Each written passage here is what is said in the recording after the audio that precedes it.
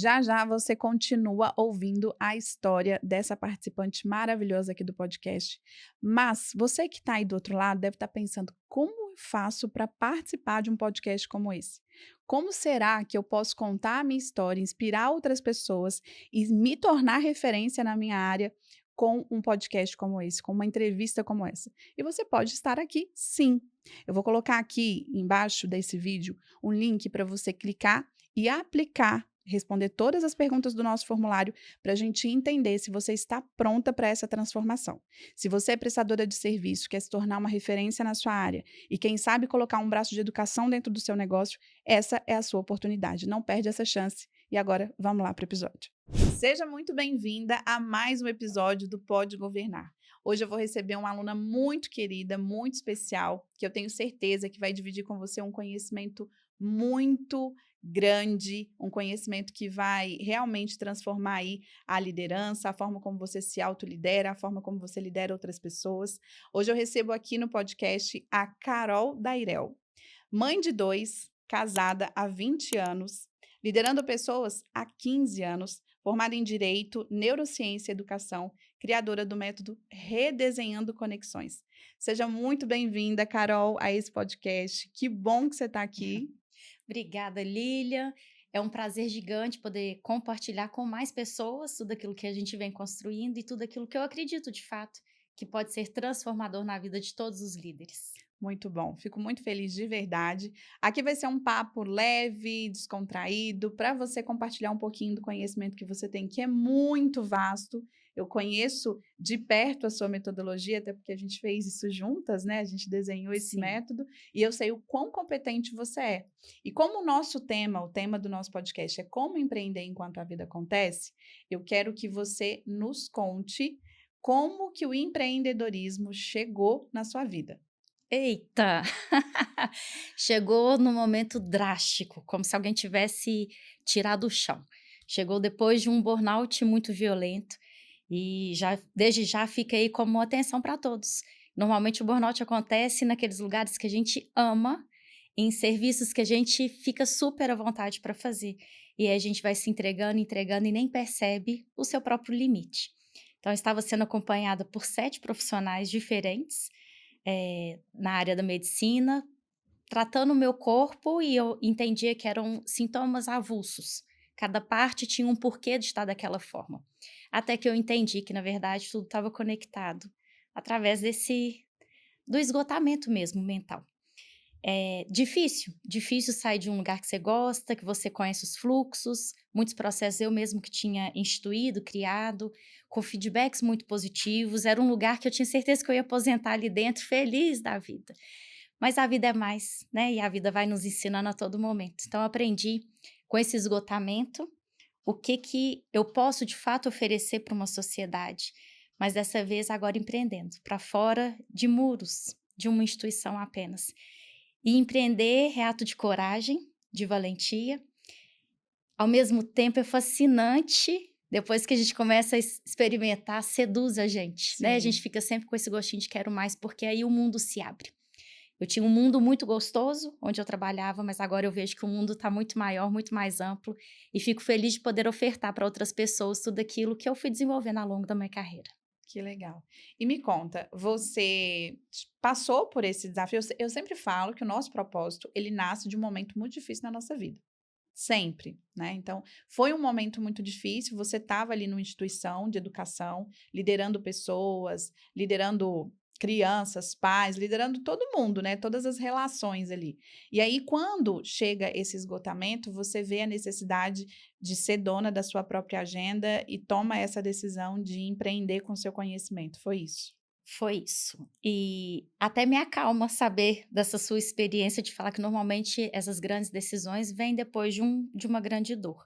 Porque a dor do sair deste lugar, né, que eu estava tão feliz, é incômoda.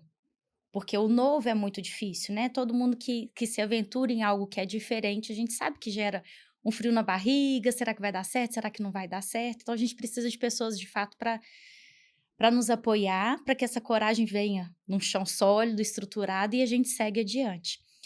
Foi difícil, não foi fácil, o dizer não, para um lugar que eu já estava acostumada, que eu conhecia tudo, conhecia o chão daquele lugar inteiro. Mas chega um momento que a vida realmente nos convida a tomadas de decisão.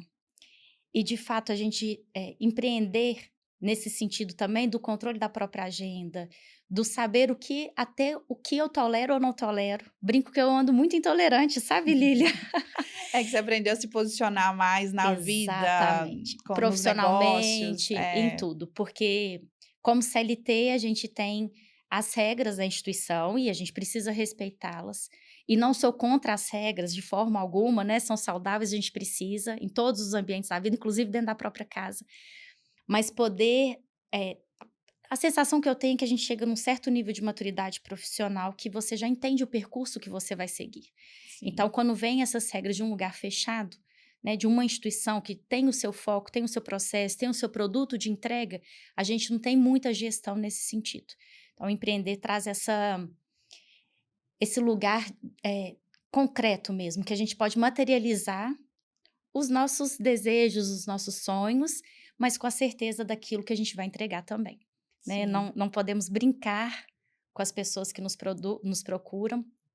Então, é um pouco da coragem, mas a segurança daquilo que você tem para entregar e a ousadia mesmo, né? De seguir em frente. Precisa, né? É necessário.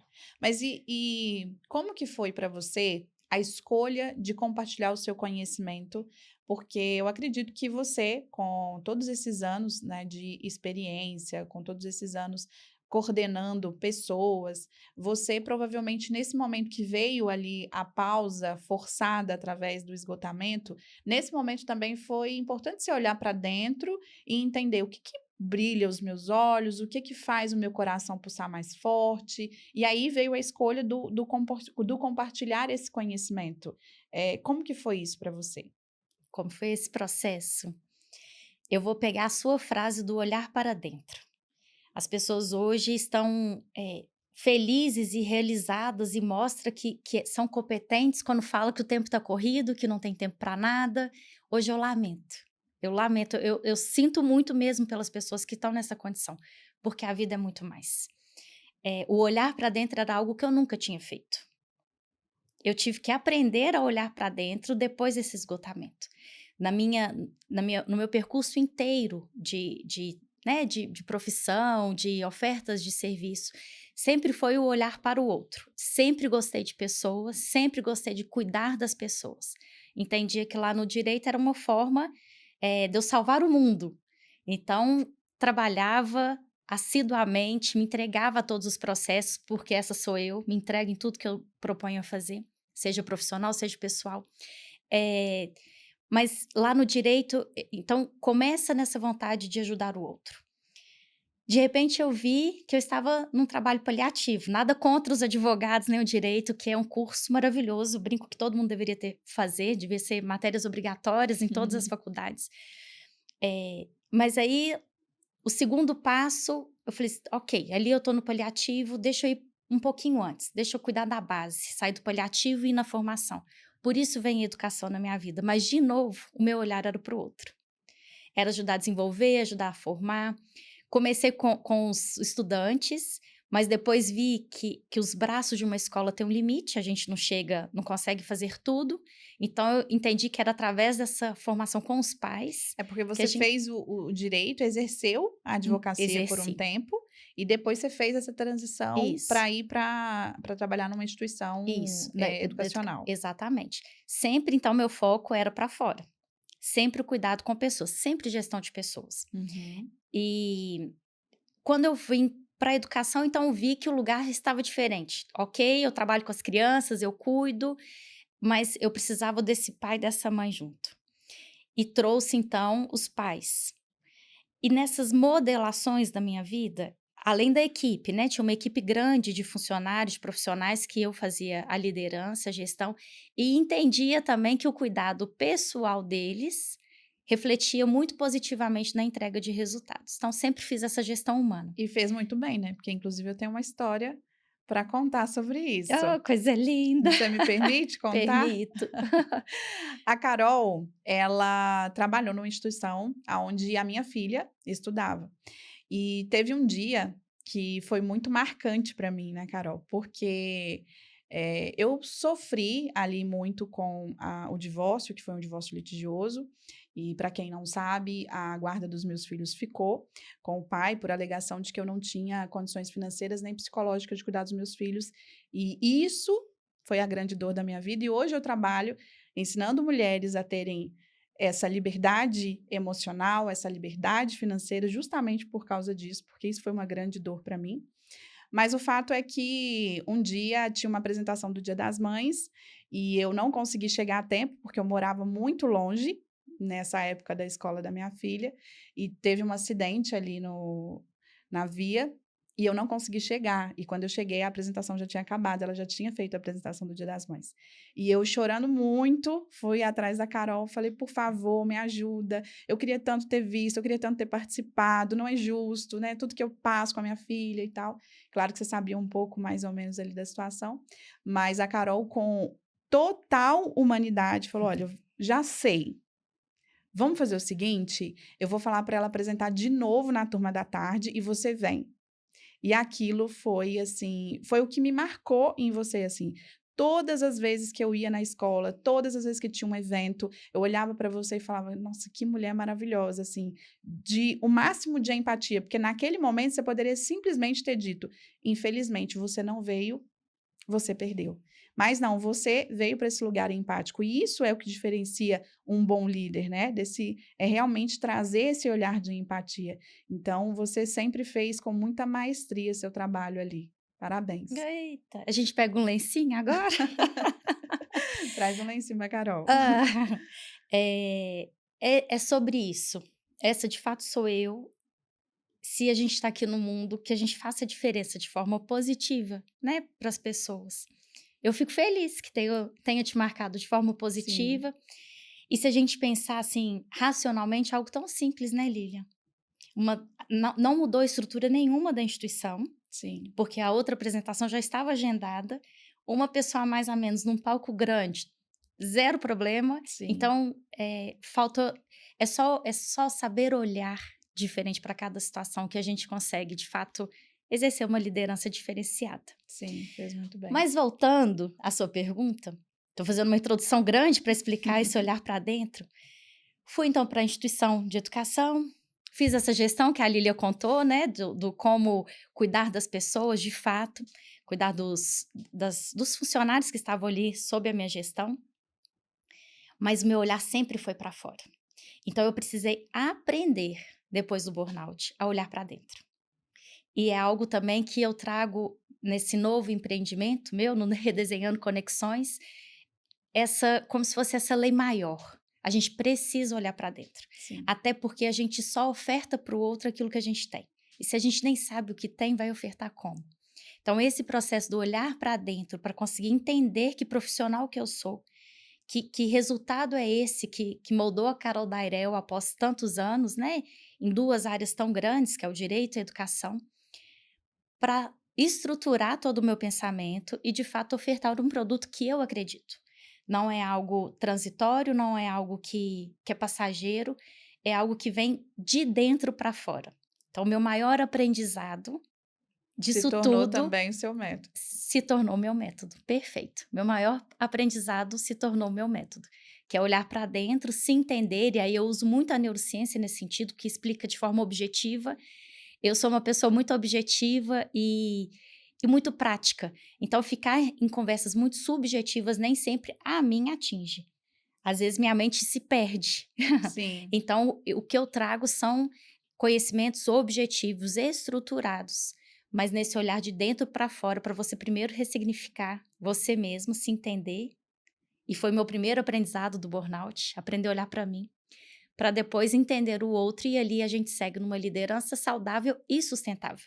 Porque também não adianta a gente ter ações esporádicas de algo positivo, a gente precisa estruturar uma liderança para que ela seja perene. dessa Exato. forma humana e saudável. Exato.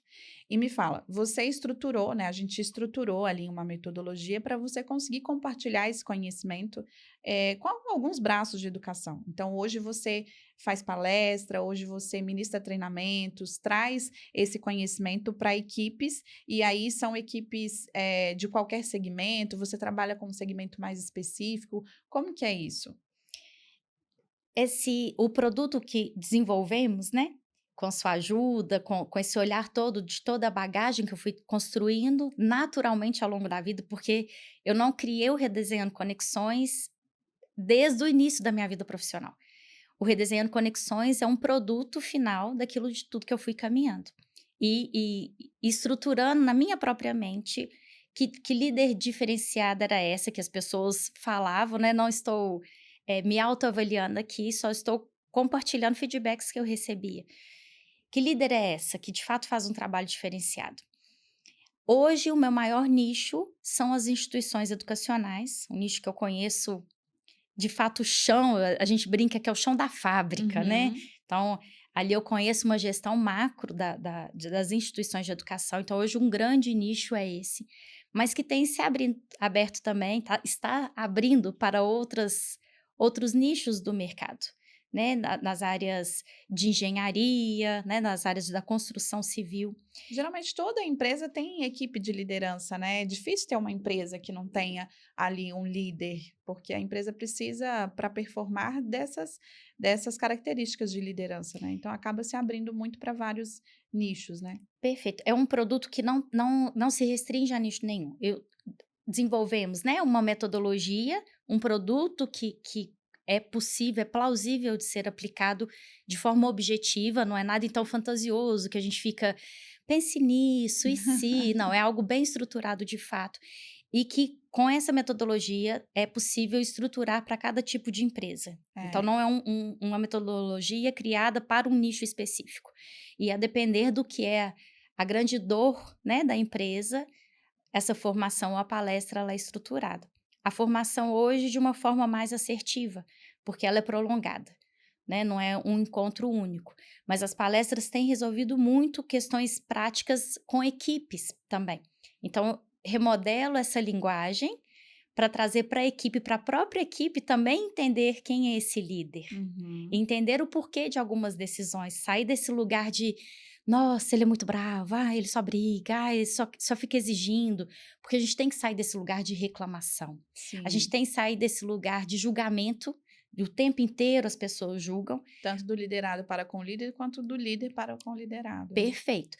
Para de fato vir uma consciência estruturada de como o ser humano funciona e a E aí gente entra essa trabalha parte que é o seu grande diferencial da da neurociência, que é o neurociência. que eu sempre falo para você, né? Exatamente, porque não são achismos, não é, né, eu brinco muito assim, você vai falar sobre o respeito é uma palavra muito forte que com muita facilidade as pessoas falam sobre isso.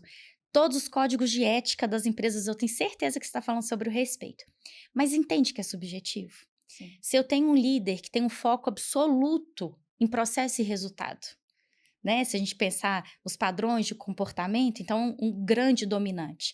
Ok, para a empresa ele é perfeito, ele entrega o resultado numérico, né, produz aquilo que a empresa precisa.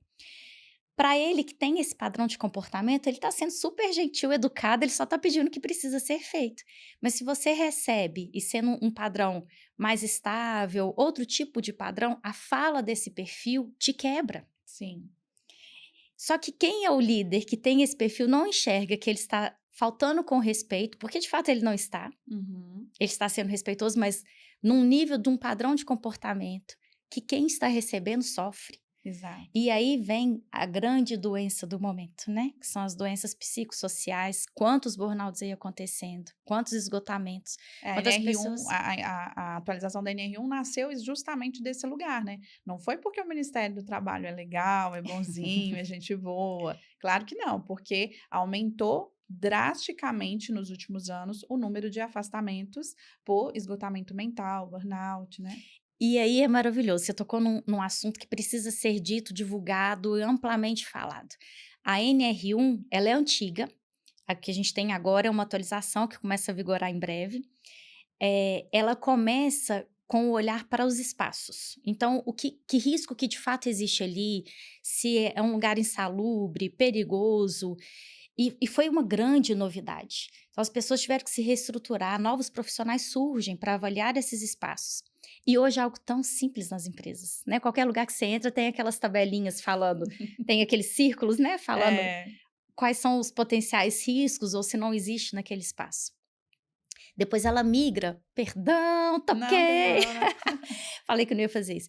Mas depois ela migra, a NR1 se atualiza nesse seu processo para cuidar justamente dos processos. Então, percebeu-se que os espaços ok, já estavam bem mapeados, era algo já tranquilo para as empresas fazerem, então Acerca do risco visível, né? então, os empregados, os funcionários já estavam seguros nesse sentido, mas precisava cuidar de processos. E aí começa até a questão, assim, do mesmo cargo, mesmo salário. Enfim, estrutura-se dessa forma esses fluxos dentro das empresas. E que hoje também é simples assim, né? Dificilmente a gente encontra uma empresa que não cuida dos seus processos. Mas agora o olhar, ele veio de dentro novamente. A gente que fala Do tanto invisível, do daquilo que não se invisível. vê. Que lindo, né? NR1 começa então do lugar visível, agora chega no invisível. E o invisível, por muitos anos, foi julgado. Negligenciado. Ou era julgado como uma frescura, era uma pessoa fraca. Então, um bom profissional é aquele que, ok, você tem 10 minutos para comer, isso era chique. Eu só preciso de 10 minutos, eu já começo, eu já como, eu já continuo conversando, eu resolvo. Mas não é isso, né? E o que o burnout fez comigo, de olhar para dentro, é o que a NR1 faz, porque a primeira pessoa a cuidar da própria saúde é cada um de si. Cada um precisa parar para se enxergar, parar de menosprezar algumas coisas que o corpo grita, que Sim, ele começa falando. ele denuncia. Mas em algum momento ele precisa gritar. Sim. Então, o primeiro passo é interno, é a gente com a gente mesmo. E depois o olhar para o outro, para sair do julgamento e entender o que é necessidade. Eu estive num lugar recente e falaram que se eu precisasse de algo mais, eu poderia ir lá a qualquer horário, mas falaram assim, só não vem na hora do almoço, porque a fulana de tal que vai te atender, ela para almoçar. E eu falei, gente, que riqueza, que bom que Sim. essa pessoa consegue dizer sim e parar para almoçar, algo tão simples, É. mas que por muito tempo o Dizer sim para chique, ela mesma, né? mas antes o chique, a pessoa Aquela empoderada era aquela que forte. não tinha tempo para almoçar. É. Então hoje, E por um tempo foi até colocado num patamar de empoderamento, a mulher falar: "Ai, é que a minha vida é uma correria, porque eu não tenho tempo para nada", e aí ela achava muito chique, né, falar: "Ai, minha vida é uma correria, não tenho tempo para nada. Ai, eu não tomo café. Ah, não, de manhã eu tomo só um café e saio correndo, e aí depois eu já pego meu filho na escola, e depois eu já levo, depois eu faço nã-nã-nã". E aí, nesse movimento de empoderamento feminino, né, e com muito cuidado eu falo isso aqui, porque não é para generalizar, mas tem que tomar muito cuidado com esse lugar de performance dia e noite, noite e dia, em todos os lugares, em todos os ambientes, porque não dá para ser assim, né? e alguma entrega vai ficar a desejar, né? A sensação que a gente tem é que a gente de fato dá conta de tudo. E mulher dá conta de muita Dá coisa, a mesmo. gente sabe. Mas na correria, uma hora a coisa pode Alguma parar. coisa não é entregue. Não é entregue. Exatamente. E foi bonito você trazer a questão da mãe, né, dentro de casa, que trabalha, que empreende e que cuida do filho. Eh, as eu também, tá, gente? Encho a boca para falar nisso, mas hoje eu encho a boca para falar que hoje eu tenho tempo. Hoje eu tenho tempo. E o empreender te deu isso. Me deu. E hoje eu vejo de fato, a minha casa, o meu marido, os meus filhos. É tão bom. Você não se sente muito privilegiada nesse lugar, não? Porque eu até estava falando com o meu marido ontem. eh, o quão a gente é privilegiado nessa vida, o quanto Deus teve um carinho, assim, né? De trazer a gente para essa vida, de conseguir tomar um café da manhã com a família, de conseguir levar o filho para a escola, buscar o filho da escola. Ontem fui buscar o Valentim, geralmente na sexta a gente vai juntos, eu e meu marido, e aí quando a gente estava indo, já tinha pais voltando. E eu reparei que a pergunta de todos os pais era: como é que foi hoje na escola? Assim, pego o filho imediatamente e já vem a pergunta: como é que foi hoje na escola? Porque assim, o tempo que eu tenho é enquanto eu tô levando ele para casa, então eu vou ter que correr aqui e perguntar agora, porque daqui a pouco eu já não vou ter tempo mais. E isso me fez refletir de quão privilegiada eu sou nesse sentido de conseguir levar o meu filho em paz e tranquila para casa, de poder ter um tempo com ele ali, de poder colocar ele para dormir, saber das histórias que aconteceram durante o dia. E não é assim, não traz essa coisa de, nossa, eu sou muito privilegiada por viver isso, né? É um grande privilégio e até porque a vida é um suspiro, né, rapidinho ela passa. Eh, Olha que interessante, te ouvindo falar eu fui voltando na minha própria história, né, enquanto dessa mulher chique, que não tinha tempo para nada e que dava conta de tudo, da casa, dos filhos. Gente, meus filhos são ótimos, enfim. Eh, Hoje eu vejo assim, essas perguntas quase que padronizadas dos pais trazem uma falsa sensação de que está fazendo parte da vida do seu filho, que acompanha o seu filho, que sabe o que está acontecendo na vida do seu filho. Então, a humanidade sozinha foi criando quase que cartilhas para que esses pais, as mães, os pais que hoje trabalham de forma tão intensa e tantas horas no dia, possam trabalhar, colocar o sustento ali dentro da casa, mas ser ótimos pais. E, e não é assim. Seguindo praticamente um script, Um como se a vida script. fosse um script. E não basta essa pergunta, até porque, como a gente, e aí a neurociência explica, como a gente faz as mesmas perguntas, o cérebro já acomoda nas mesmas respostas. Então, não necessariamente o filho vai ter vivido um bom dia, mas a resposta padrão ela já vai vir no automático. Foi tudo bem. No máximo vai contar sobre uma matéria, algo que o professor explicou, algo que o colega fez. Meu filho me conta tudo. Conta tudo do externo. E aí esse lugar do olhar só para o externo eu conheço. E não é o melhor. Ele é importante, a gente vive num ambiente coletivo e não estamos sozinhos, a gente precisa cuidar de todos que estão à nossa volta e por isso gosto tanto de falar para os líderes, porque os líderes estão nas empresas, mas estão também dentro das casas. Mas a gente precisa entender que viver a vida dos filhos, dos liderados, é muito mais de saber, tá tudo bem? É como a gente no dia a dia passa pelas pessoas: "Ei, Lilian, tudo bem? Tudo ótimo". E sempre a resposta está pronta, Tá né? pronta, mas lá por dentro, às vezes, você tá em pedaços. Mas no trabalho, né, se eu tô vendo alguém de fora, eu preciso mostrar que de fato eu tô bem, ou nem pensa nisso, de fato é um automático. E não é É, isso que é saber usufruir do seu tempo. sim. Então, empreender realmente se torna um grande privilégio, Sim. um grande É, privilégio. eu reconheço mesmo como um privilégio, assim, e agradeço muito, sabe, por poder viver isso. Obviamente, eu também já fui essa da correria, quando eu tinha empresas com esse ex-companheiro, eu era virada no 220. Eu E falo que eu não feliz, tinha né? tempo para E era absolutamente. chique, não era? As pessoas admiravam tanto que quando veio o divórcio, veio tudo, as pessoas começaram a dizer assim, muitas pessoas disseram: "Ah, ela é louca, tem uma vida maravilhosa". Eu é que sabia a vida que eu estava levando e o quão aquilo estava sendo dolorido e o quão estava eh, Minando, né? me despedaçando por dentro. E foi uma época, essa época aí, eu não sei se com você foi assim, mas era uma época que eu vivia doente. Eu tinha era muita gastrite, era muito problema, assim, físico, sabe, passei por cirurgia, o corpo gritava o tempo todo que ali não estava tudo bem, que ali era um ambiente que estava me adoecendo. E você enxergava o Eu vou corpo te falar que gritando. eu vou te falar que eu não enxerguei. Eu realmente hoje eu vejo a diferença da vida que eu tenho hoje para a vida que eu levava e eu percebo nitidamente que era reflexo disso. Hoje, quando chega alguém para mim, para eu estruturar, né, um negócio, para eu treinar às vezes uma equipe ou para fazer qualquer tipo de trabalho do que eu faço hoje, e aí a pessoa traz ali, ah, eu tô doente, a minha filha tá doente, não sei quem tá doente, aí eu só fico pensando, então, tem uma raiz nesses problemas aí. O corpo grita, mas é porque o cérebro já não tá dando É conta isso, mais, é né? isso. E é uma pena, porque normalmente quando a gente está mergulhado nesse universo de dores, a gente não enxerga. Não enxerga. Normalmente quando a gente está envolvido no problema, a gente não enxerga o problema.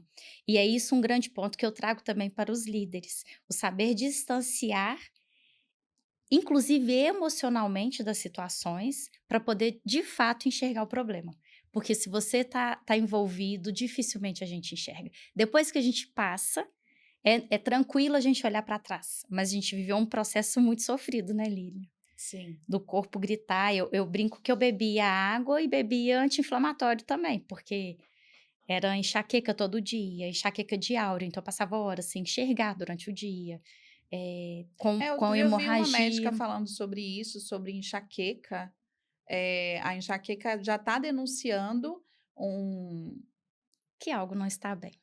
algo que, né, pode estar denunciando alguma coisa no sentido de você está precisando parar.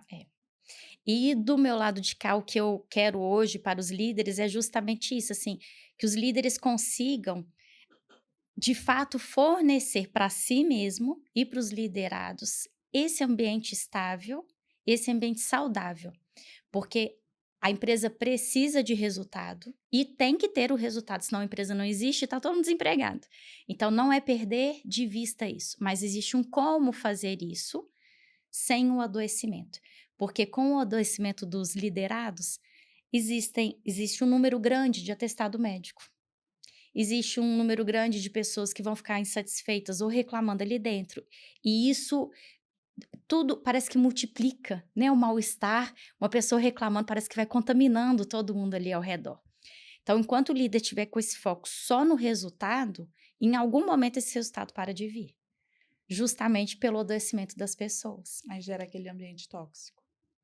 E com muito cuidado, assim, as pessoas precisam ter, porque senão isso vira até uma cultura institucional. Sim.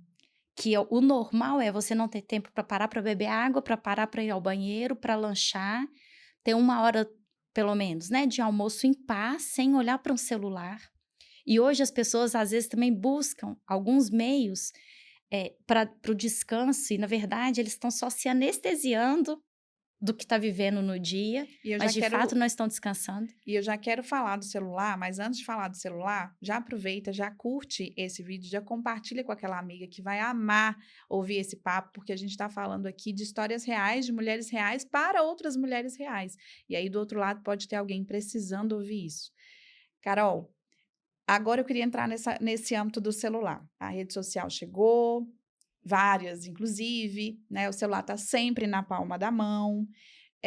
Qual é a parcela de responsabilidade do celular dentro desse esgotamento mental, dessa estafa, desse burnout? O que que você defende? Porque não tem como a gente viver sem ele mais, porque virou ali uma tecnologia que a gente precisa usar a nosso favor. Mas o que que você defende? Como que você ensina para os seus liderados a lidar com o celular, com a tecnologia, com as demandas, com o trabalho? Como que você estruturou, assim, em fases, né, em marcos que o líder precisa ali, chegar? O líder primeiro é o grande exemplo, né, então para o liderado chegar neste momento de um equilíbrio de uso dessas ferramentas, o líder tem que ser um grande exemplo. Na verdade, a gente precisa entender que as redes sociais estão aí.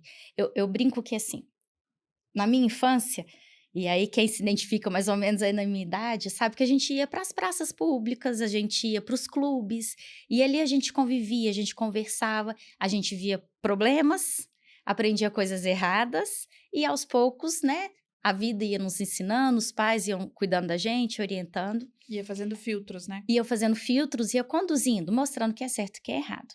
Hoje essas redes sociais, elas chegaram e não vão embora. Elas são hoje a praça pública da nossa época. Então, não é que elas estão certas ou erradas, elas existem. Ponto. Mas da mesma forma que a gente ia para alguns lugares e sabia dosar, essas pessoas, por exemplo, eu sou uma pessoa avessa a palavrão. Avessa. Se eu ficar num lugar que as pessoas, que tem gente que simplesmente fala, né? Se eu ficar num grupo que simplesmente fala, eu naturalmente vou levantar e vou sair. Encerrei. O que que acontece na rede social? veio algum conteúdo que você não gosta, você só passa, né? Então, você não sai do ambiente. E o que hoje as pessoas entendem como distração, é meu momento de descanso, eu falo muito, é momento de anestesiar. Anestesiar a sua vida, aquele momento que você está passando. Isso não é descanso. Tem toda uma questão também do cérebro que fica muito em alerta com aquela luz muito forte, aquela quantidade de estímulos, de cores, de sons. Então, não tem como a máquina descansar se ela está sendo estimulada o tempo inteiro. Então, a primeira parte é entender. A gente precisa entender o que é isso pra gente. Que é essa E colocar anestesia limites, né? e que você não está descansando, pelo contrário, seu cérebro está sendo estimulado o tempo inteiro. Compreendendo, e aí também falo, o método é muito eu mesma, porque depois que eu entendo algo, eu consigo trabalhar com aquilo. Então, eu sempre parto desse princípio do entendimento.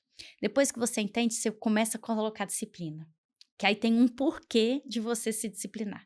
Não é só porque em todos os lugares estão falando Porque que o estão falando excesso para faz fazer. mal. Para com isso. Isso a mim não me atinge. Eu preciso entender o porquê. E o porquê é esse esgotamento. É uma máquina, o cérebro é uma máquina, é um órgão, mas é como se fosse o motor de um carro. Imagina que você tem um motor de uma Ferrari aí dentro de você. A Ferrari chega a 200 por hora, sim, na fração de segundo. Mas imagina ela só andar a 200 por hora. Em algum momento quebra. Então, esse entendimento é o pontapé inicial. E depois começa as ações. E o cérebro, ele naturalmente gosta de rotina. O cérebro é um órgão que evita ao máximo gastar energia. Ele já precisa estar atento a tudo o que acontece com o nosso corpo para nos manter vivos. Tanto é que se o coração ainda funciona e o cérebro para, é declarada a morte da pessoa. Então, o cérebro precisa estar em alerta o tempo inteiro. Ele cuida do nosso corpo inteiro 24 horas, inclusive quando a gente está dormindo. Então, o cérebro todo extra, ele vai evitar gastar energia, ele vai fazer de tudo para te colocar numa rotina. Por isso que é tão difícil a gente começar uma caminhada, começar uma dieta, que o corpo ele vai te voltar para aquilo que ele já conhece, seja bom ou seja ruim.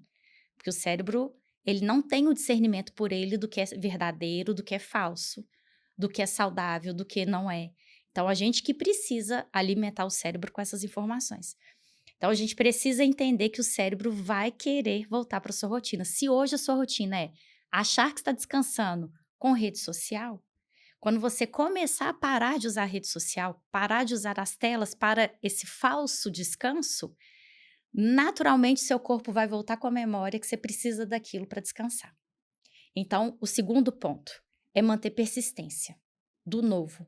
Porque o novo, em algum momento, vai virar rotina no seu cérebro e vai ser simples assim, você não depender mais do eletrônico. Construir um novo hábito. Um novo hábito. Mas é processo. Então, o seu cérebro ele vai ter a tendência de te voltar para aquilo que você já fazia, porque é o caminho que ele já conhece. Ali, eu desconecto, mas na verdade não estou desconectado. E aí, depois desse percurso então, do conhecimento, de criar uma nova rotina, sabendo que você mesmo vai se levar para o antigo, depois você consolida. E depois de consolidado, você não quer outra coisa. Aí você entende realmente a importância daquilo e vê os benefícios disso na sua vida também, né? E aí Que aí você a não enxaqueca muda. vai embora, Acaba. aí os problemas de saúde Acaba. vão embora, você começa a olhar esse exercício que a gente falou lá no início do programa, que é olhar para dentro. E aí é o momento que a pessoa começa a entender. Porque hoje eu vejo muito que as pessoas até não têm hobbies. Às vezes eu pergunto, qual que é o seu hobby? Qual que é o seu sonho? Porque o que motiva a gente a fazer algo é ter um sonho, é ter alguma coisa por trás daquilo. É o seu porquê, é o seu porquém, né? E eu vejo muitas vezes pessoas que chegam para mim e não sabem qual que é o hobby, não sabem, parou de sonhar muitas vezes, começou a viver a vida no automático, e isso é um perigo, né? Mas só soube disso depois da sua pergunta. Muitas vezes sim. Porque normalmente nem entender que não tem mais um hobby, isso não passa na mente. Parece que está pairando no oxigênio que a gente respira, que o trabalhar, o servir, o fazer, fazer, fazer é o que te mostra para a sociedade que você é boa. A sua qualidade de ser uma pessoa boa está na sua entrega. As pessoas julgam o outro dessa forma. E com isso, a gente foi condicionado a não parar para olhar para si. O silêncio chega a ser perturbador para muitas pessoas. Porque o meio do barulho, da confusão, e você olhar para fora, gente, é muito mais fácil. Porque você está distante daquele problema, então você consegue orientar, você consegue ajudar. É gratificante você conseguir ajudar alguém. Mas você ficar no silêncio para ouvir os seus pensamentos, existe muita fuga nesse momento. As pessoas não fazem isso. Nossa, E aí até demais. liga um pouco do que a gente estava falando das redes sociais. Porque você não fica com o seu pensamento.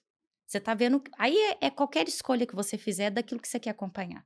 Seja assuntos aleatórios, engraçados, ou que seja conteúdos muito bons, notícias, jornais. Não importa. É tudo o mundo externo que está te ocupando. Então você não para se olhar. E nesse lugar aqui eu quero te fazer uma pergunta, que eu vejo isso acontecer, eu vi isso acontecer na minha própria vida, e talvez você tenha também visto acontecer isso, porque todo movimento de crescimento traz esse momento, que é o momento do caos. E aí tem uma teoria da neurociência que explica isso, né? Que tudo vira um caos antes de você ir para o próximo nível, antes de você sair daquele ciclo, antes de você romper com aquele ciclo que você vem ali tendo há muito tempo, vem o caos. Essa teoria é verdadeira. É verdadeiro, justo pelo que eu te falei. Imagina, vou trazer um pouco da neurociência para a nossa conversa.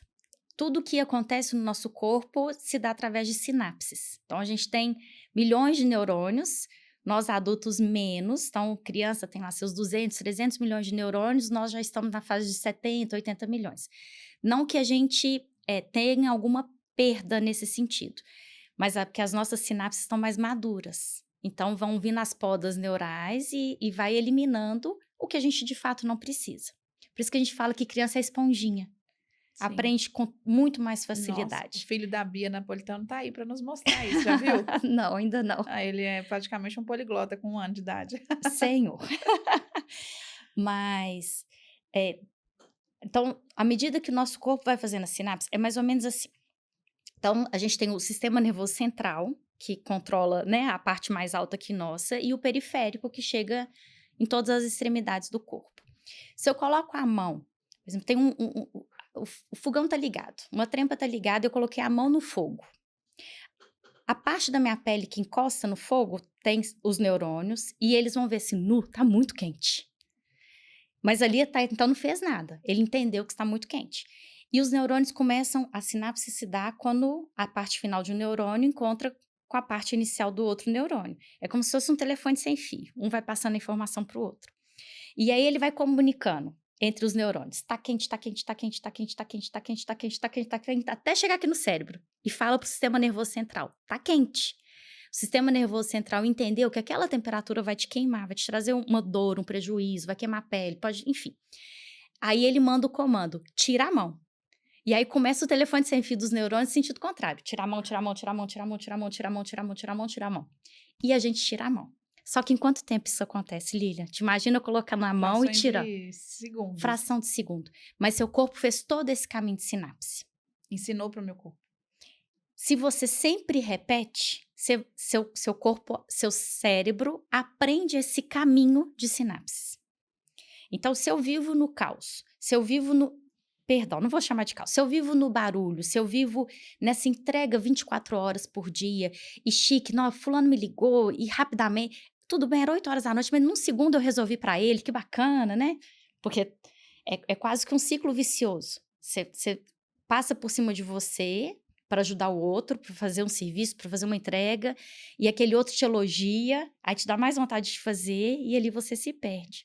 Só que nessas sinapses que a gente vai fazendo nesse se perder, o cérebro entende aquilo como algo rotineiro para você. E a rotina é a paixão do cérebro, porque ele deixa de gastar energia com aquilo e ele fica com a parte primordial dele, que é manter a gente vivo. Então, quando a neurociência fala que vem primeiro o caos para depois criar um novo padrão, é porque o cérebro, ele o tempo inteiro ele vai ficar sem entender. Você está me ofertando algo novo, mas eu conheço uma outra realidade. Então, eu sempre vou ter uma tendência a voltar para o antigo. Por isso o caos. E é bacana que é como se fosse arrumar um armário, né? Você vai arrumar suas sopas. Tem que tirar tudo do lugar, dobrar, colocar no lugar de Então, você volta. faz uma bagunça para depois Sim. organizar o armário. Mas olha que interessante. Quando você quer arrumar o armário, é porque tem algo no armário que você não está gostando. Isso. Então, a grande virada de chave, que foi a minha pessoal, e que hoje eu posso falar, estou saudável. Eu estava com uma cirurgia marcada para retirada do útero. Porque eu tinha hemorragias 20, 25 dias por mês, todo mês. Nossa, seu corpo gritando, né? Lilian, eu quebrei um osso sem fazer um nada. E o laudo é fratura por estresse. Não o estresse do excesso do cortisol no corpo. Eu entendi depois que era isso, mas não era o estresse que a gente comumente fala. É porque eu quebrei o osso num lugar que só atletas de alta performance quebram pelo estresse, então por isso a fratura por estresse, pelo cansaço naquela região do osso. Eu quebrei esta região. Eu não Mas você caí, caiu? não virei o pé, não fiz um nada. Nada? Nada. Simplesmente quebrou? Simplesmente quebrei. E fui fazer exames, não estou com osteoporose, não tem nenhuma causa biológica para justificar. E eu não sou atleta de alta performance, tá, gente? Que justificaria também. Quebrei um osso. Eu tive pedra no rim, coisa que eu não tenho genética para isso, me alimento bem, me hidrato bem. Tinha essa hemorragia, sangrava 20, 25 dias direto, aí eu parava 3, 4, sangrava mais uns 20, parava 5, 6, sangrava 20. E acredito que nessa parte aí você estava muito na energia do masculino, do fazer, do... O tempo inteiro, porque era chique.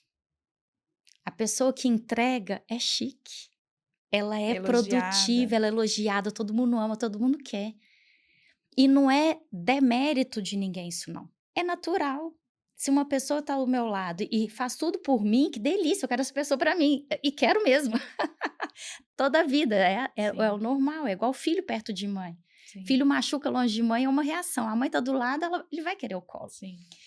Mas então quebrei o osso, tive a pedra no rim, a hemorragia, o coração, eu desenvolvi arritmia cardíaca e vivia em taquicardia. Eu, em repouso, parada, meu coração batia 130, 140. E trabalhando? Normal. O osso quebrado eu trabalhei 16 dias. Como eu não tinha caído, machucado, virado, não fiz nada, eu falava assim, Carol, deixa de ser fraca, menina, aguenta. E trabalhando de salto, tá, gente? 16 dias. Até dar os 16 dias, você não aguentar mais ir pro médico, o médico falar, não, você quebrou o osso. Não, na verdade, eu não ia. Um primo meu, que é atleta, ele pratica, as provas que ele pratica são todas de Ironman, então é atleta de fato de alta performance, e ele falou, tá tudo errado. E ele que marcou uma ressonância magnética pra mim e me mandou ir pra lá. Que até então, eu não tinha posição nem pra dormir, de tanta dor. Nossa. Inchado, roxo, e a dor. E fui. Entende o tanto que a gente passa por cima da gente? Sim. Que a dor você é um cristã. sinal. Você é cristã, Sou. né? Como todo mundo da comunidade. Nesse momento, você viu o agir de Deus ali? Se você não tivesse tido pessoas, Deus enviado pessoas, Deus ter trazido algumas coisas para sua vida, isso não te traria ao lugar que você está ocupando hoje? Hoje eu sinto que nem vida talvez eu teria. Se não fosse a permissão de Deus, Ele sabe de todas as coisas e Ele é puro amor. Ele permite que algumas coisas aconteçam. Nós temos o livre-arbítrio, nós temos nossas escolhas, né? E, ok, tem hora que eu falo, ai Deus, só me guia, me manda que eu vou. Que eu sei que o caminho vai ser o certo.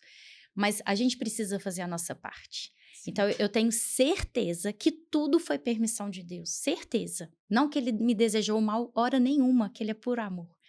Mas foi permissão porque eu precisava dar esse outro passo. Só que enquanto o corpo começou a só sussurrar, eu não ouvi. Começou a falar, eu não ouvi. Começou a gritar, eu não ouvi. Porque gritou o osso, gritou o rim, gritou o coração, gritou a mente. porque eu comecei a não conseguir estruturar uma frase na cabeça para falar assim. Começou a ficar confusa? Eu eu não estruturava. Eu queria, por exemplo, falar, eh, lá dentro da minha casa: "Vamos tomar café da manhã?" Ou "O café da manhã está servido, vamos todo mundo comer?" Eu não conseguia pensar na frase. A frase não vinha. Ou se vinha, vinha faltando várias palavras. Não vinha. E cheguei ao ponto de embolar a fala. Ao invés de conversar, minha língua embolava e só saíam sons. Não saía uma palavra, possível de ser entendida. Eu cheguei nesse ponto. E nem nesse ponto eu achei que eu precisava mudar. Olha Quando que foi isso. que você foi um médico? Foi Deus que O sussurrou? O que que aconteceu que falou assim: "Ô filha, ó, se você continuar nessa pegada, a gente não vai muito longe nessa estrada"? eu falei aqui que eu estava com 7 profissionais, né, porque eu tinha hematologista para entender o porquê do sangramento, porque na ginecologia não descobria nada, e também na hematologia não descobriu nada. Enfim, um médico que me peitou. Ele falou: "Você para ou você morre. Você vai ter um AVC, você vai estar dentro de um CTI, não sei se volta e se voltar com qual sequela. E lá na sua empresa, outro vai ocupar o seu lugar. Não porque não exista carinho e amor deles por você. Não é isso. Mas é porque é preciso. Simples assim." Aí, ok. Aonde você está suando e sangrando para entregar, vai continuar. Não por falta de amor, mas vai continuar. Mas aonde tem um amor que é dentro do seu lar, eles vão te perder. Porque aí ninguém te substitui. É, quando a gente não tá bem, não tem como Não. tá bem para os outros. E eu acredito que nesse momento aí, o casamento estava meio caótico, os filhos demandando muito de você, porque também os filhos percebem, né? Eles são esponjinhas, acabam Só. percebendo e começam a criar demandas para que você olhe para eles, porque você estava ali na performance total, né? É. O meu esposo, meu marido, ele é perfeito para mim, perfeito. Então, ele era o colo, ele era o silêncio, ele era o que eu precisava naquele momento, ele me ofertava. Os meus filhos eu achavam que estavam ótimos, mas hoje eu lembro que os 2 estavam tomando remédio para ansiedade, mesmo novos. Meu marido estava tomando remédio para ansiedade e os meus 2 filhos. Crianças. E eu não achava que era o problema, porque a mulher é E muito aqui essa é um ponto que energia você da queria, casa, né. aqui é um ponto que eu queria que você trouxesse, inclusive como experiência de vida, porque hoje eu tenho visto um movimento das pessoas buscando remédio a todo momento, assim, de eu não tô dormindo, vou tomar um remédio para dormir. Sim, Eu não tô conseguindo acordar no horário certo, vou tomar um remédio para acordar. sim. Eu não tô conseguindo performar, vou tomar um remédio para performar. Eu tô com depressão, vou tomar um remédio para depressão. Eu tenho visto esse movimento das pessoas de buscarem o remédio como primeiro recurso e não tudo tá tudo bem buscar o remédio quando o remédio é o único recurso. Perfeito. Agora, quando eu tenho outros recursos, aí eu tô jogando a minha saúde fora, né? E você nesse É, lugar consegue trazer exatamente isso, assim, que você com certeza hoje não tem essa dependência de remédio, nenhum, tá nenhum vendo? remédio. E anti-inflamatório era diário, remédio para dor eram caixas e caixas e caixas. Eu acho que eu já virei até sócia de alguma farmácia de tanto que eu comprei. Tinha uma farmácia que já conhecia seu Você quer o sobrenome. quê? Ah, da Hoje você quer Carol, da Ideal. já fiz sua cestinha aqui, ó, só chegava e já me entregava. Eh, Infelizmente a sociedade construiu-se de uma forma que a pessoa que é valorizada é aquela que não para, é aquela que entrega da melhor forma, se alta performance o tempo inteiro. Hoje a sociedade está impregnada nisso. E o que eu venho levantar a bandeira é o contrário, porque a gente performa bem se a gente está bem. Não tem como, em algum momento essa corda vai arrebentar. Hoje a busca de remédios é muito mais fácil, porque o olhar para dentro, como eu falei há um tempo atrás, o silêncio é perturbador para muitas pessoas. As pessoas fazem barulho para não se ouvir. Tem lares que, ok, pode não ter diálogo dentro do lar, mas vai ter uma música ligada no volume alto. É como se eu não posso me ouvir em momento nenhum.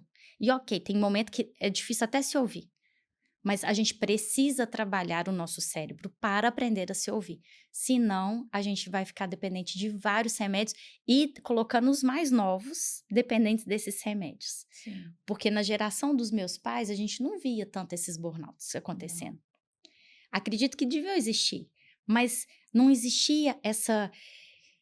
É quase que uma competição diária entre as pessoas, para ver quem produz mais, quem trabalha mais, quem entrega mais. Tanto é que no início de eu empreender, existia uma sensação de culpa e de que eu não estava produzindo em vários momentos, porque eu tinha momento ocioso.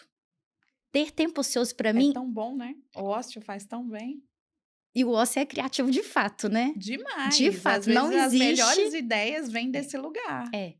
Então, o primeiro momento, você vê como que o cérebro, o meu padrão já era, que hoje não é mais não, aquele de que se eu não tenho 1 minuto de sossego, é porque eu estou bem. Mas eu parei de ser essa pessoa muito performática também. Logo quando eu entrei para o digital, eu tinha muito essa coisa de tenho que performar, eu tenho que trabalhar, porque assim, existia uma gana muito forte em mim de que que aquilo era o único caminho que eu tinha. Eu estava começando minha vida do zero, então eu precisava fazer aquilo ali performar. E aí foi justamente num podcast que eu ouvi uma profissional falando do perigo que é você ficar performando o tempo inteiro e não ter esses momentos de pausa. E aí foi um momento que eu falei, e foi um momento que foi difícil para mim, porque em alguns momentos eu ficava ali no ócio e aí eu falava assim, meu Deus, mas eu tinha que estar performando. Aí eu lembrava, não, mas eu preciso desse momento. Então isso também, a gente tem que ficar reforçando, a gente não pode esquecer, Olha, neurociência aí é um purinha. negócio diário. Criar uma nova rotina. Mas entende como que o mundo hoje já cria essa imagem de que a pessoa boa é aquela que performa-se o tempo inteiro. Sim, E hoje a gente já tem movimentos de outros países mostrando que é o contrário. é o contrário. Aqui no Brasil está vindo, né, agora essa fala da carga horária de trabalho de 5x2, não ser mais 6x1, enquanto países fora já trabalham em 4x3. E a produção deles é muito superior. Sim. Então a gente Até porque a precisa pessoa fica muito mais dissociar. criativa, né? A gente tem. E tá bem, porque a pessoa. Nós somos um ser completo. A gente não é só um trabalho. Sim. A gente é aquilo que a gente quer fazer, mas a gente precisa cuidar da parte espiritual. A gente precisa cuidar do corpo físico, da saúde mesmo, de atividade física, não tem como fugir disso. De uma boa alimentação, de um descanso que não é dormir. Isso também eu aprendi. Descansar não é dormir. Dormir é dormir. Você precisa para várias funcionalidades, inclusive do cérebro. Mas não é aí que vem o descanso. O Sim. descanso precisa vir com você acordado. Sim. Senão você não tem um descanso real. E para quem fica performando o tempo todo, Não quando tem chega esse nesse momento. entendimento, Não tem. é realmente difícil mudar, né? Mas é uma cultura que precisa ser quebrada. Mas a gente chega lá. A gente chega. Carol, que papo bom, que delícia, nem vi o tempo Eu também passar. não. E que bom que você trouxe tanta informação boa, tanto compartilhamento de um conhecimento que realmente, né, faz sentido hoje, mais do que nunca, para todo mundo. E não tem ninguém que eu conheça que não é líder de alguma coisa, né? Então, o seu trabalho, ele é um trabalho muito valoroso para as empresas, até mesmo para líderes que precisam da sua ajuda. E aí é que nasce o seu braço de educação na mentoria para líderes, né? Isso. Que é um projeto muito bonito e deixa aí um recado para aquele líder que está precisando olhar para dentro, que está precisando redesenhar as conexões com as pessoas, com seus liderados, para performar, mas performar de uma forma saudável. Vamos lá. Então, a mensagem agora é para os líderes. Entendam que o mundo foi sendo construído e uma cultura criada para que você não pare em momento algum. E isso sempre foi sinônimo de bom funcionário, de um bom líder e de um resultado alto. Mas não é assim.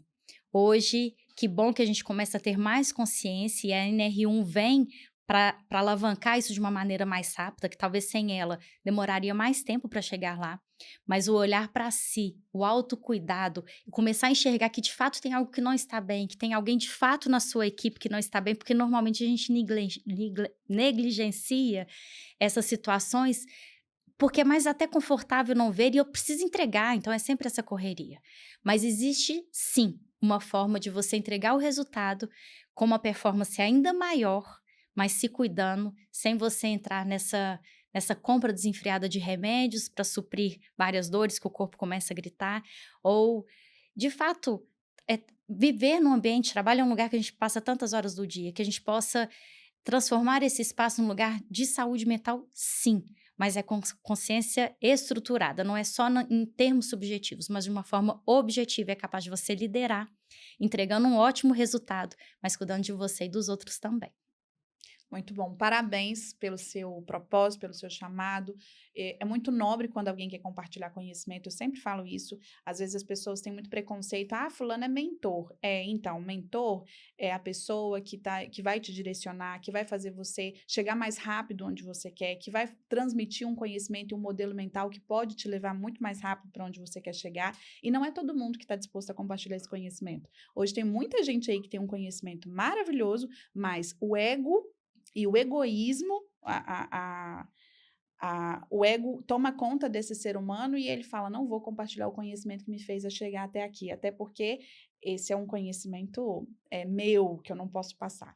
E eu valorizo muito quem toma essa decisão de compartilhar o conhecimento, de ajudar outras pessoas através da própria história, porque é assim que a gente vai ganhando espaço e vai ajudando outras pessoas de forma realmente notória, Que né? lindo, obrigada. Bom, assiste um pouquinho do que foi a sua Que participação aqui chique! hoje.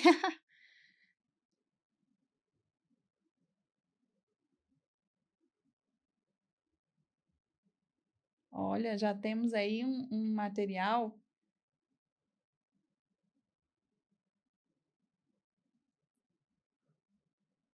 viu? Tá linda. Você que é. Ah, olha.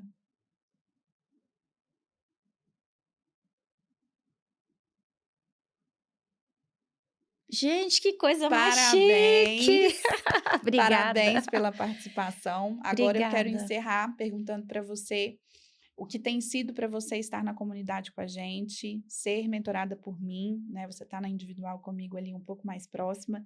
E como foi para você a experiência de participar desse podcast hoje? Lília, você foi divisor de águas, porque você me ajudou a estruturar o meu pensamento. Eu sempre tive muitos feedbacks positivos por onde eu passava, por essa liderança diferenciada. Algo que eu mesmo não enxergava, eu achava que eu fazia o que todo mundo fazia. E você me ajudou a estruturar o pensamento para entender que liderança diferenciada era essa que eu tinha, que eu ofereci e o que eu posso fazer para multiplicar, né, essa forma de ser. Você, de fato, foi divisor de águas, porque eu sentia que antes eu estava patinando. Eu tentava, comecei a desenhar mesmo algumas coisas, acho que amadureci muito até chegar em você, mas você trouxe luz, trouxe clareza e tudo ficou mais palpável, mais concreto e mais executável, mais rentável, né? Algo que, de fato, eu consolidei hoje um produto porque você me impulsionou a isso. Com as suas 1000 perguntas, emparedando a gente. Mas como foi importante. E esse podcast eu vou falar, já queria semana que vem. O que que a gente faz? Já que é o A gente próximo. pode Todo mundo trabalhar saiu daqui aqui, com essa é, sensação. porque é bom, é mais uma forma da gente multiplicar, chegar talvez em algumas pessoas que presencialmente a gente não chegaria. E hoje o que eu tenho a oportunidade de falar é algo que fez a minha saúde, a minha vida, a minha família se reestruturar de novo. O que eu achava que eu era uma ótima mãe, uma ótima funcionária. Ok, devia ser uma ótima funcionária mesmo. Mas talvez já não estava sendo ótima dentro da minha casa, porque eu não tinha tempo nem para ouvi-los de fato. Não essas perguntas padrões que a gente faz, né, para filho. E eu tenho que te agradecer.